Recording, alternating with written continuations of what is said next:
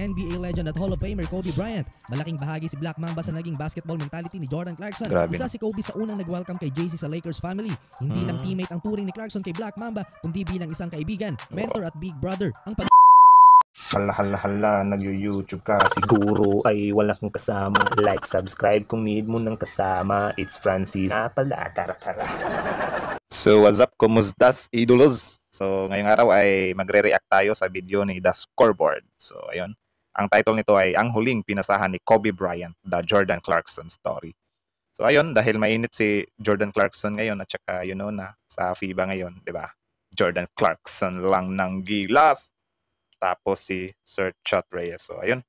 Sila yung mga pinag-uusapan ngayon sa basketball community. So, i-react natin ito, no? Ang huling pinasahan ni Kobe. It was 2 years ago from The Scoreboard. So, ayun. Shout out kay The Scoreboard. Pahiram mo na ng video mo. Tapos, yun. Subscribe nyo siya sa YouTube channel niya at saka follow nyo siya sa kanyang Facebook page. So, without further ado, let's watch it.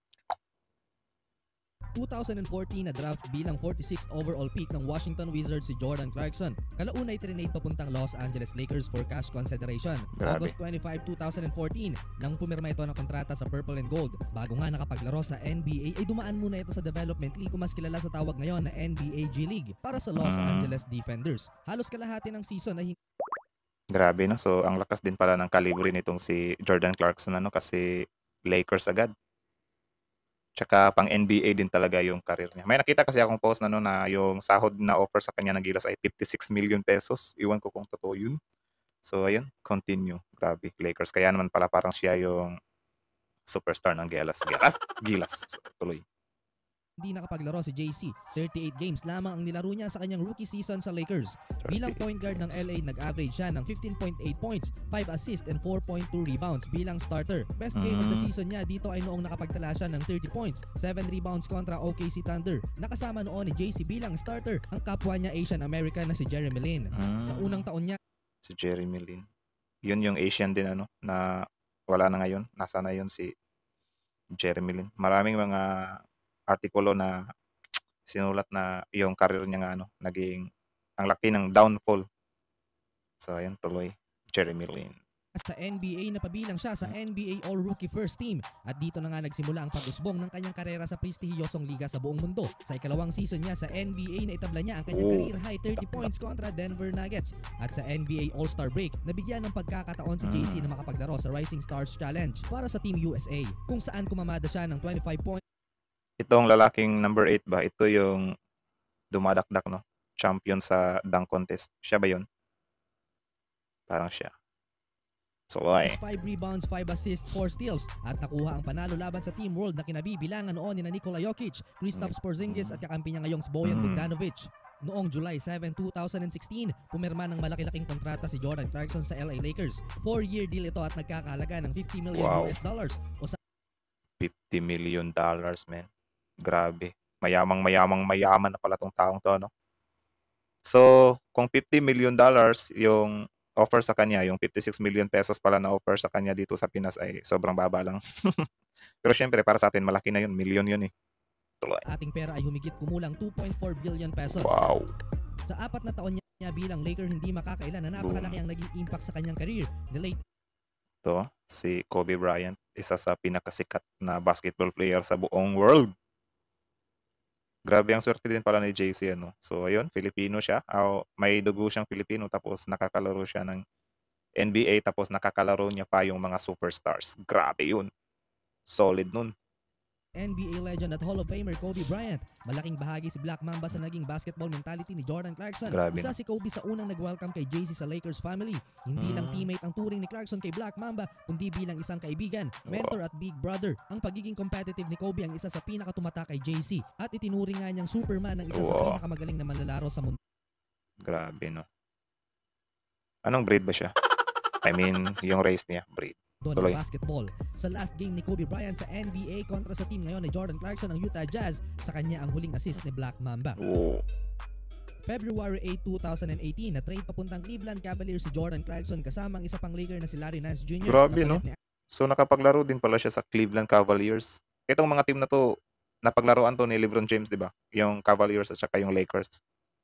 Nakasama ba sila ni LeBron James? So, Isaiah Thomas, Channing Frye at first round pick. Sa debut ni Clarkson sa Cavs, nakapagtala agad ito ng 17 points sa panalo nila kontra Boston Celtics. Ito na sana ang pagkakataon para magkampiyon sa NBA ang ating kababayan dahil umabot ng 2018 NBA Finals ang Cleveland. Kaso nga lamang ay tinalo sila ng 4 na sunod ng Golden State Warriors ni Stephen Curry. naalala ko tong time na to yung naghahari talaga yung Golden State Warriors. Kaya nga sobrang daming Warriors fans ngayon kasi yun nga, nagmarka na sila sa history ng basketball na grabe back-to-back ba? Or basta sunod-sunod yung pagkapanalo nila, like nadomina talaga ng Warriors yung buong basketball league. Tapos, yun, sa huling nitong taon or nakarang taon, yung huling NBA, walang pumasok sa Golden State Warriors at Lakers. Naginip yung aso natin. Tuloy. February 13, 2019, naitala ni Jordan Clarkson ang kanyang career high 42 points kontra Brooklyn Nets. Pero natalo nga sila dito 148-1. Hoy, ano ka? Damgo ka. Mata. Oh, damgo. Nanaginip yung aso natin, guys. Tuloy. 139. Sa kalahating season na nakasama niya sa LeBron James, masasabi kong tumaas palalo ang mental top. Grabe, no? So, nakapaglaro pala sila ni LeBron James, no? So, yung sinasabi kanina ni scoreboard na mentality, yung mentality ni Kobe Bryant at saka ni LeBron James. Bale, yun yung mga pinagbabasihan niya or may nakuha siyang mga tips dito. Kaya yun, mas lalo pang napalawig ang kanyang basketball career. So, yeah. Ni Clarkson, ang experience na makaabot sa finals ay napakalaking tulong para ma-improve palalo ang kanyang laro. Kinumpara pa ni JC ang pagkakaiba ng style of leadership ni LeBron at Kobe. Sinabi nga nito na very encouraging daw si LBJ at hindi nang iiwan ng kakampi. Si Black. Grabe. Pinuri ni Clarkson si LeBron James, guys. So, ayun. Di ko lang din maintindihan kung bakit napakaraming hater nito si LeBron James. Ako Warriors naman ako pero hindi ko naman siya hini-hate. Nanonood na lang ako ng basketball. Ayun, pero ang dami talagang nag-hate sa kanya. Ewan ko bakit. Tuloy. Mamba naman ay sinusubok ang kanyang kakayahan bilang isang manlalaro. Gustong makita ni Kobe ang kaya mong gawin at pipigain ka hanggang sa lumabas ang tunay mong laro. Masaya si Clarkson na nakasama niya ang dalawa sa pinakamagaling na manlalaro sa larangan ng basketball. Noong December 24, 2019, muling na-trade si JC papunta sa kasalukuyan niyang team, ang Utah Jazz, kapalit ang 5th overall pick noong 2014 NBA draft na si Dante Exum at 2 future second round draft picks. Sa unang buwan niya sa Jazz, napakalaking impact agad ang binigay niya sa koponan. 10 straight wins sa pagdating ni JC at nakapagtala pa ng season high 37 points makalipas ang isang buwan. Dahil sa ganda na naging performance niya sa Jazz, umugong. Dito ko na siya nakita sa Jazz. Yung mga, nung nalaman ko na Filipino siya, dito ko na nakita yung team niya na Jazz yung sinalihan niya. Kaya nagulat ako nung nakita ko na kasali pala siya sa LA Lakers at saka sa Cleveland Cavaliers. Kasi yung naabutan ko lang talaga yung Jazz. Kasi hindi naman talaga ako totally basketball enthusiast. Right. Pa ang pangalan ni JC bilang 6th-man candidate pero hindi nga pinalad ang ating kababayan at napunta kay Montrezl Harrell ang award. Fast forward tayo sa kasalukuyang NBA season. November 21, 2020, pumirma ng panibagong kontrata sa Jazz si Jordan Clarkson. 4-year deal ulit at nagkakahalaga ng $52 million at $52 million. So, billion na naman. Grabe. Ang yaman palang taong to Ay, may video naman pala ako nito kung gaano siya kayaman. Pero, yun, tingnan nyo na lang. 2 milyon lamang ang diferensya sa huling kontrata niya sa Lakers. Mas pinili ni Clarkson sa Utah kahit na merong mga mas malalaking offer sa kanya ang ibang team dahil sa tiwalang ibinigay sa kanya ni Coach Quinn Snyder. Etong season na ito ang peak ng kanyang career, averaging 18.4 points a game at sulit na sulit siya off the bench dahil sa produksyong ambag nito sa Jazz. Dahil sa impact na dala ni JC at sa pag-fit niya sa sistema, nagbunga lahat ng pinaghirapan ng ating kababayan. Na-draft bilang 46th overall. Halimaw din sa pagdakdak Pero karamihan naman talaga sa NBA player dumadakdak, di ba? Lalo na't matatangkad naman sila. Ano kayang height nitong si Clarkson? Search natin. Noong 2014, ngayon ay itinanghal na NBA 6th Man of the Year. Siya ang kauna-unahang 6th man sa franchise history ng Jazz na nakakuha ng award na ito. Sa 23 games niya ngayong season, nagtala siya. Ano ba yung 6th man? Yun na ba yung pinakamagaling or pang 6 lang siya sa pinakamagaling? Ang alam ko lang na 6 man yung sa Kuroko. Kenko anime reference tuloy. 20 or more points, 5 games na may 30 plus points, nakapagtala din siya ng 203 3-pointers at siya ang league leader off the bench at pang-apat sa kasaysayan ng NBA. Sa IG story ni King LBJ, kinongratulate niya si Jordan Clarkson at tinawag pang Lil Bro. Proud si LeBron James na kamit ng ating kababayan. Ilan pa sa mga masaya sa... Panis. Tingnan nyo si LeBron James, King James. Kahit na nasa Jazz na si Jordan Clarkson ay yun, proud pa rin siya. So, yun, yung mga fan lang talaga yung sobrang bitter kay LeBron James. So, Tuloy. nakuhang award ni JC ay si 4-time NBA champion Tony Parker. Mga dati nitong kakampi na sina Nick Young, Josh Hart, Tristan Thompson, Kevin Love, J.R. Smith, KCP, Julius Randle na candidate din ngayon para sa Most Improved Player. Maging si Lou Williams na 3-time Sixth Man of the Year, si Dwayne Wade na part owner ng Utah Jazz at marami pang iba.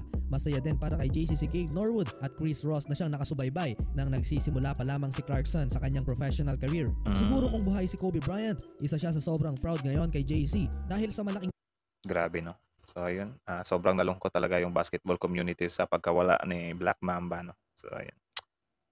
Goosebumps. Rest in paradise, Kobe Bryant.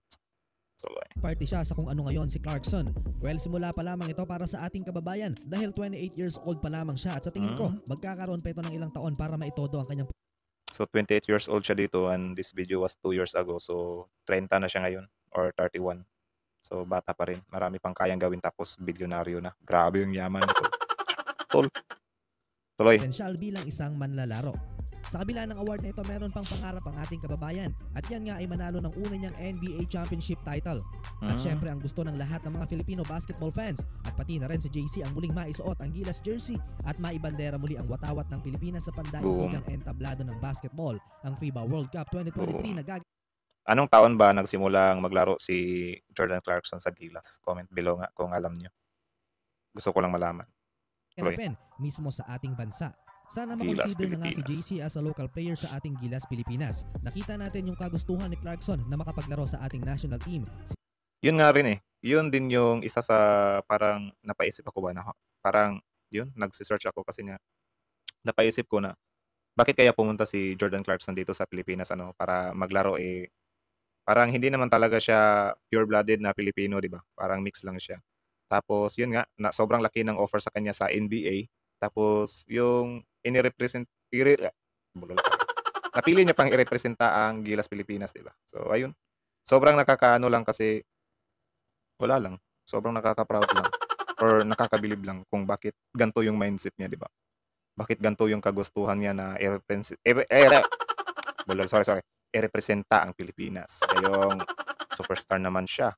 Sikat siya sa NBA, di ba? So, yun lang. Yun lang mga tanong ko. Tuloy. Mula pa noong Jones Cup kung saan gustong-gusto na niyang tulungan ng Gilas at syempre nung nakapaglaro nga siya sa Asian Games. Lahat siguro tayong mga basketball fans dito sa Pinas noon ay sobrang proud na naging parte si JC sa pinadalang squad ng SBP sa Indonesia. Kahit sa konting panahon ay nakita natin at naramdaman ang pagiging proud Filipino ni Jordan Clarkson. Ayon naman kay Coach Tab Baldwin, kung siya ang tatanungin, mas pipiliin niyang paglaruin si JC sa national team sa darating na 2023 FIBA World Cup.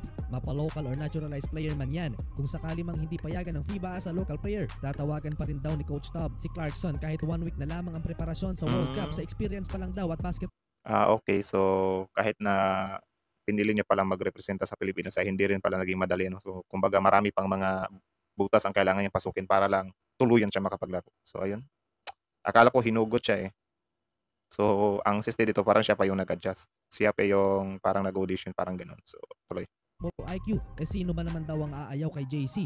Oo nga. Nauna nang sinabi ng Utah Jazz guard sa interview niya sa The New York Times noong mga nakaraang buwan ay handa siyang tulungan ng Gilas kung sakali mang kakailanganin siya ng ating national team. Ang tanong naman ngayon, papayagan kaya ng Jazz si JC na maglaro sa ating national team kung sakali? Oo, dahil hindi sila Okay.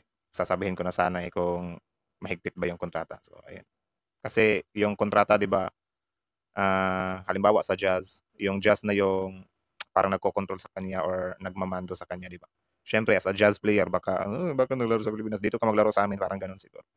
So, ayun, buti na lang pinayagan siya, no? Kasi tuloy natin. sa kanila mga player. Si Rudy Gobert sa France, Bojan Bogdanovic sa Croatia, Joe Ingles sa Australia at Donovan Mitchell sa Team USA. Grabe, no? Ikaw ang tatanungin, si Clarkson. Grabe, no? So, yung mga Utah Jazz players pala ay pinaglaro sila sa kanilang mga bansa. Grabe. Sobrang napaka-supportive din talaga ng Jazz, ano? Tuloy. Ba ang dapat kuning naturalized player kung sakali? Magkomento lamang sa ibaba at huwag mo na rin kalimutang i-like ang video na ito. So, ayun, sa question niya kung payag ba tayo, syempre, Jordan Clarkson na yan eh. Tsaka sobrang lakas na tao niyan, di ba? So, ayun, itong video to ay 2 years ago na to, no? So, ngayon, kita nyo naman kung nanonood kayo ng basketball update, di ba? Kita nyo doon kung sobrang gulo ng Gilas Pilipinas ngayon. Hindi naman siya sobrang gulo, parang yun, yung insights nga ng mga tao, no, na parang hindi daw bumagay yung coach sa mga player ngayon, parang may mga lapses na nangyayari or parang may mga hindi tamang mga nangyayari sa Gilas. Ewan ko. Tas minsan nasisisi din si Jordan Clarkson kasi nga daw, mas pinapanigan daw, mas binibigyan pa ng mga playing time, gano'n, parang gano'n. So ayun, wala akong masabi. So yun pala yung ni Jordan Clarkson, parang career history niya. So ayun, nakalaro niya sila LeBron James at saka si Kobe Bryant. Dalawa sa mga mamaw sa NBA. At saka yung skills niya din ay di rin basta-basta, di ba? Kita nyo naman. Sobrang daming team na nahawakan niya, nakakuha pa siya ng sixth man player. Tapos, yun, sobrang yaman niya. Grabe. So, sobrang liit lang pala ng 56 million na contract mo. Pero, ay malaki na rin yun. Malaki na rin yun. Sobrang liit. Wala nga akong 1,000 dito. So, ayun. Yun lang. Ewan ko kung ano nangyayari sa reaction video natin. Pasensya na kayo, nangangapa pa tayo kasi first time. Hindi first time. Bagong reactor pa lang tayo. So, nangangapa pa lang tayo. Masasanay din tayo dito. Yeah. Yun lang. Suggest kayo kung ano yung next na ipapareact nyo. Kung meron. Kung wala, ako na lang maghahanap. Kasi wala lang. Gusto ko lang talagang maging reactionist videoist dito sa YouTube. So, yun lang. Hope na may naintindihan kayo at saka shoutout sa The Scoreboard. Subscribe nyo yan at saka follow nyo yung Facebook page nila. The Scoreboard. Magaling din yan eh. Purong update ng basketball. Sobrang lakas din ng YouTube at Facebook niya. Sobrang. Kahit kaka-upload niya pa lang, grabe yung views niya. So, yun lang. Francis Dilly is out.